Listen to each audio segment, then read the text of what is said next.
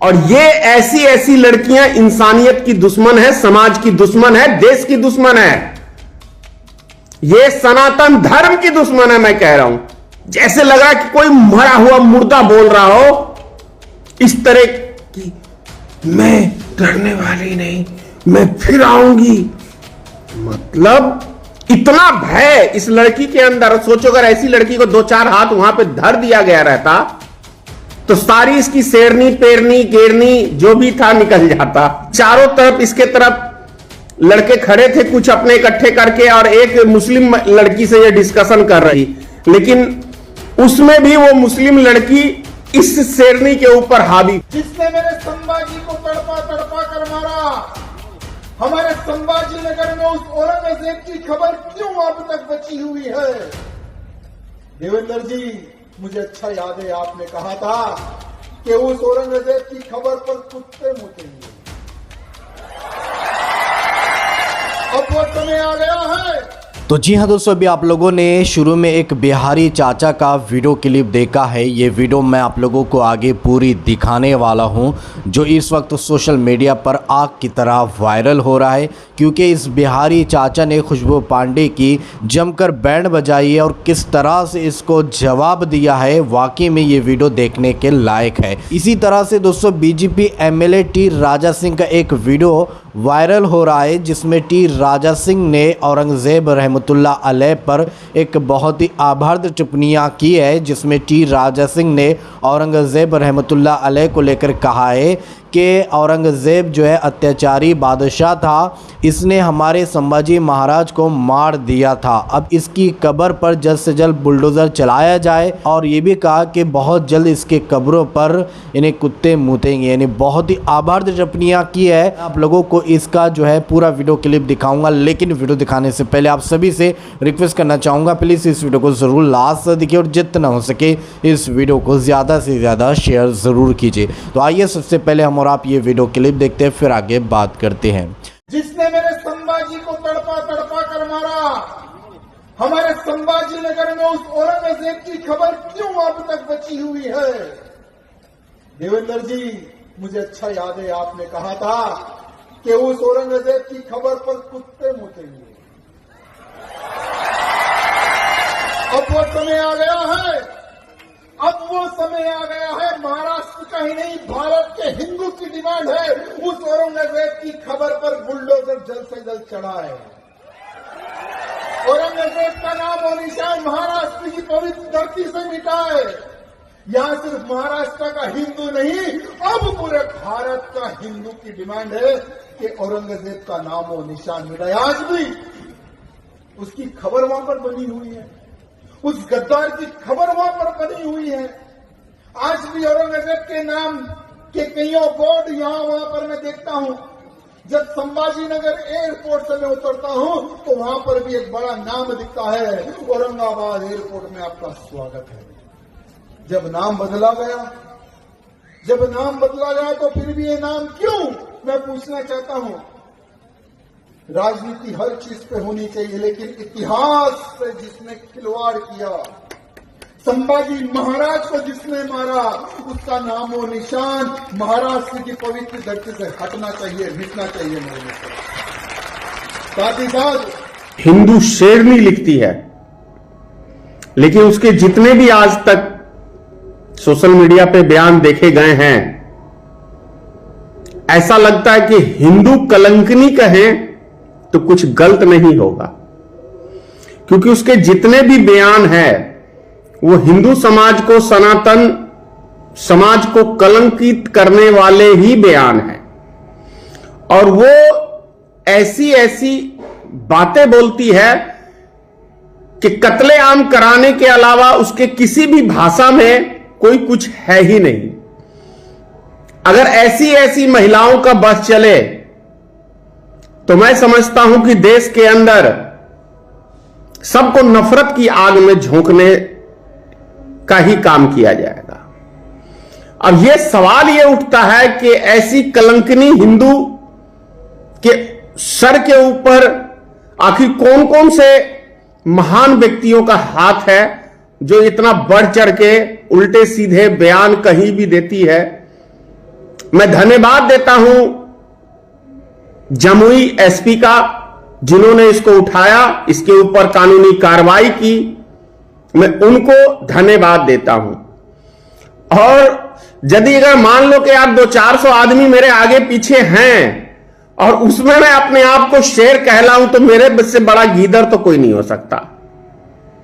मैं उसको गीदड़ ही कह सकता हूं, शेर वेर कुछ नहीं, वो गीदड़ होते हैं जो झुंड में इकट्ठा होके और तब कोई बात करे। मैंने वो भी बयान इस लड़की का देखा है कि जमुई में मस्जिद के पास कार में कैसे, जैसे लगा कि कोई मरा हुआ मुर्दा बोल रहा हो, इस तरह की, मैं डरने वाली नहीं, मैं फिर आऊंगी। मतलब इतना भय इस लड़की के अंदर। सोचो अगर ऐसी लड़की को 2-4 हाथ वहां पे धर दिया गया रहता तो सारी इसकी शेरनी, पेरनी, गेरनी जो भी था निकल जाता। आश्चर्य लगता है कि कैसे सरकार ऐसे ऐसे व्यक्तियों को बर्दाश्त करती है। और शर्म की बात है कि सरकार ही ऐसे ऐसे व्यक्तियों को संरक्षण देके तब इनकी तो बल्ले बल्ले होगी। और ये चंद रुपयों पे बिकने वाली ऐसी लड़कियां मिल जाएंगी आपको देश में बहुत सारी। मैं एक वो भी देख रहा था कि चारों तरफ इसके तरफ लड़के खड़े थे कुछ अपने इकट्ठे करके, और एक मुस्लिम लड़की से ये डिस्कशन कर रही थी, लेकिन उसमें भी वो मुस्लिम लड़की इस शेरनी के ऊपर हावी हो गई। यानी कि वो शेरनी और ये गिदरनी। कभी भी नफरत की बात समाज में जो व्यक्ति समझदार होते हैं, चाहे किसी धर्म के हो, कभी लड़ाने की बात नहीं करेंगे, कभी नफरत की बात नहीं करेंगे, क्योंकि यही इंसानियत होता है। और ये ऐसी ऐसी लड़कियां इंसानियत की दुश्मन है, समाज की दुश्मन है, देश की दुश्मन है, ये सनातन धर्म की दुश्मन है। मैं कह रहा हूं, नहीं तो कोई मुझे एक प्रमाण बता दे इस लड़की के लैंग्वेज में कि ये भाषा इसने अमन शांति की और बढ़िया बात निकाली हो। मैं तो आश्चर्य हूं कि कैसे इसके मां बाप होंगे जो ऐसी गंदगी को जन्म दिया। मैं इस बात से हैरान हूं कि ऐसे ऐसे गंदगी को कैसे इनके मां बापों ने जन्म दिया और कैसे बर्दाश्त करके रख रहे हैं इनको। यह आश्चर्य का विषय है।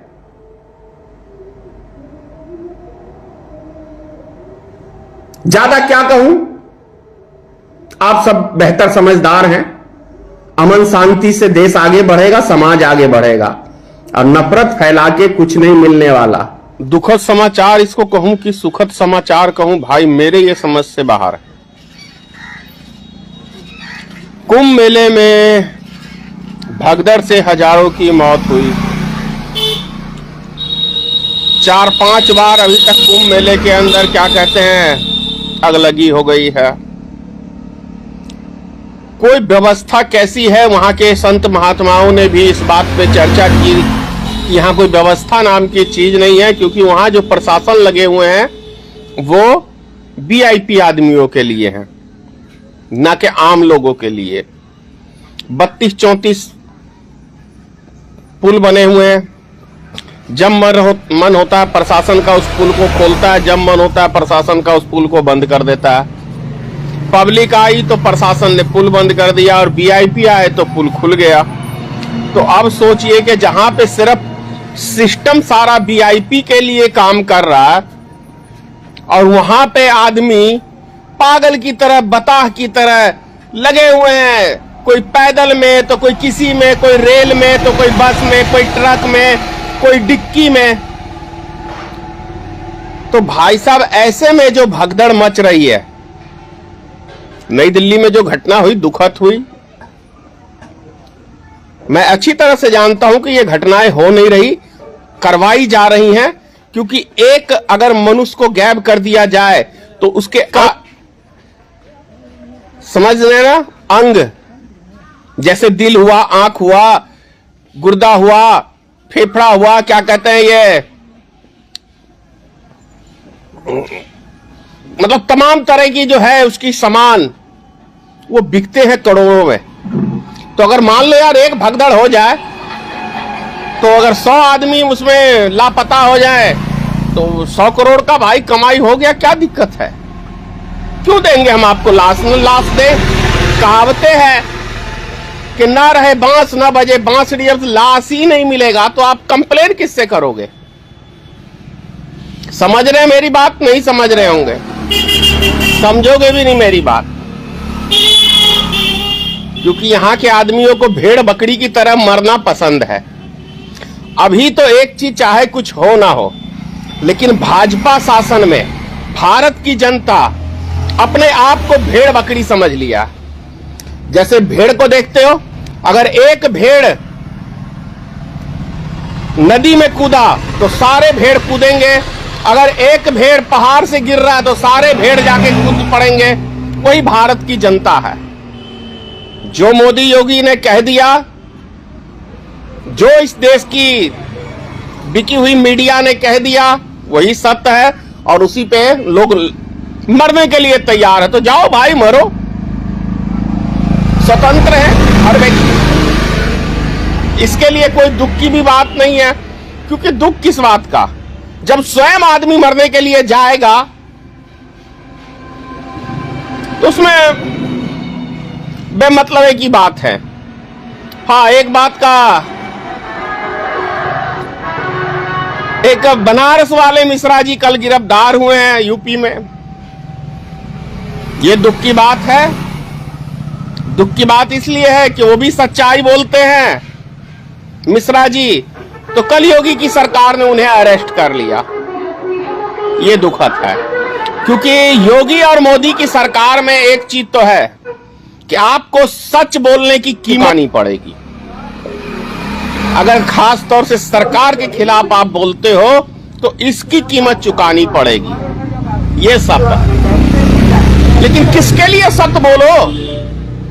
देख लो, मेरी बहुत कम अब वीडियो बनती होगी क्या। तो जी हाँ दोस्तों, आप लोगों ने बिहारी चाचा जी का ये वीडियो क्लिप देखा है, किस तरह से खुशबू पांडे की इस बिहारी चाचा ने बैंड बजाई है, किस तरह से धुलाई की है। आप लोगों ने पूरा वीडियो क्लिप देख ही चुके हैं और टी राजा सिंह की भी आप लोगों ने वीडियो क्लिप देखी है। दोनों वीडियो देखने के बाद अब आप क्या कहना चाहोगे तो कॉमेंट में अपनी राय लाद में बताइएगा। तो चलिए दोस्तों, इसी तरह की इन्फॉर्मेशन लेकर आपके खिदमत में एक बार फिर से हाजिर होंगे। जब तक अपना ख्याल रखिए, शुक्रिया।